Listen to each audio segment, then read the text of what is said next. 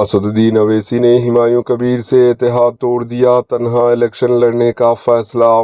مغربی بنگال کی سیاست میں اس وقت بڑی ہلچل پیدا ہو گئی جب مجلس AIMIM نے ہمایوں کبیر کی پارٹی کے ساتھ اپنا الائنس اتحاد ختم کرنے کا اعلان کر دیا۔ یہ فیصلہ ایک متنازع مبینہ سٹنگ ویڈیو سامنے آنے کے بعد کیا گیا جس نے سیاسی ماحول کو مزید گرما دیا۔ پارٹی کے سربراہ بیرسٹر اسدالدین اویسی کی قیادت میں AIMIM نے واضح کیا ہے کہ وہ مغربی بنگال اسمبلی الیکشن 2026 کے لیے اکیلے لڑے گی اور آئندہ کسی بھی پارٹی کے ساتھ الائنس یعنی اتحاد نہیں کرے گی۔ پارٹی نے اپنے بیان میں کہا کہ ہمایوں کبیر سے منسوب حالیہ بیانات نے مسلمانوں کی دیانتداری پر سوالات کھڑے کیے اور وہ کسی ایسے موقف کے ساتھ وابستہ نہیں ہو سکتی۔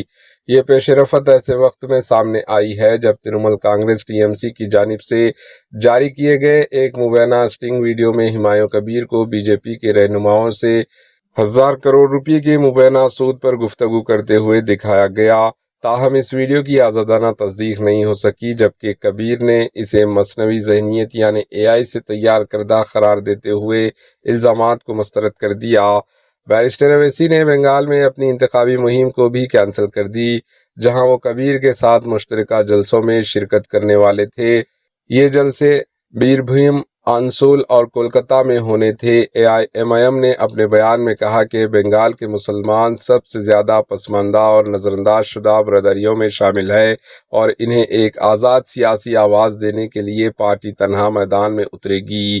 دوسری جانب BJP نے اس معاملے کو TMC ترنمول کانگریس کی سستی سیاست قرار دیا ہے جبکہ ترنمول نے اس معاملے کی تحقیقات کے لیے ED سے جانچ کا مطالبہ کیا۔